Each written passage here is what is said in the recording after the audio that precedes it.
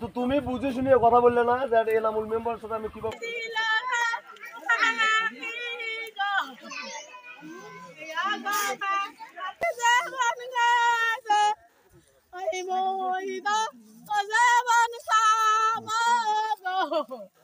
গাইবান্ধায় বিয়ে বাড়িতে মাংস কম দেওয়াকে কেন্দ্র করে তর্কের জেরে কনের জ্যাঠা নিহত।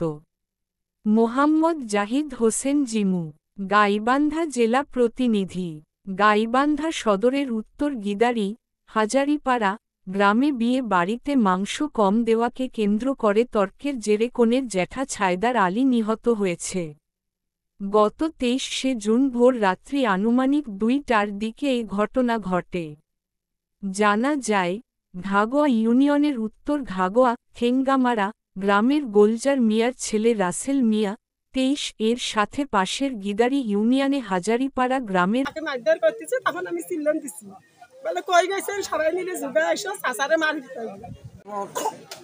লোক আমি বসাছি যে খাওয়ান দাওয়ান করে এই খাওয়ান দাওয়ানোর পর তারপর আমার বোধ থেকে আপনারা কইলে যে আমরা একটু মাংস দিয়ে দাও।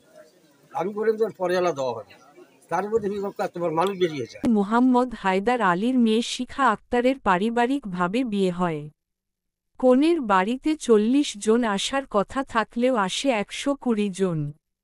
পরে ওই বিয়ের অনুষ্ঠানে ছেলে পক্ষ মাংস কম পাওয়ায় মোছাহ মনোয়ারা বেগম তার মাংস সহ ভাতের প্লেট কনের জ্যাঠা মোহাম্মদ ছাইদারের মুখে ছুঁড়ে মারে।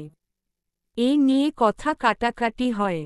এক পর্যায়ে বর রাসেল ও তার পিতা গোলজার মিয়া সহ সাথে থাকা লোকজন ক্ষিপ্ত হয়ে কনের জ্যাঠা ছাইদার আলীর ওপর আক্রমণ চালিয়ে এলোপাতাড়ি মারপিট করে।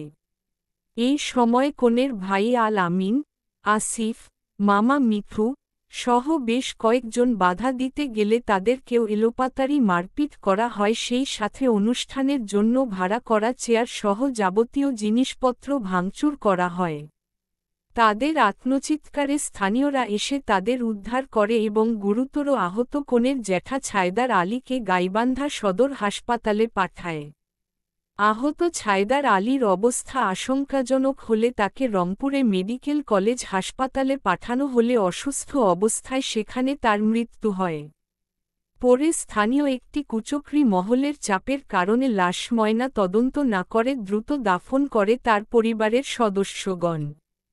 পরবর্তীতে লাশটি ময়নাতদন্ত করে অপরাধীদের বিচারের দাবিতে গাইবান্ধা সদর থানায় অভিযোগ করে।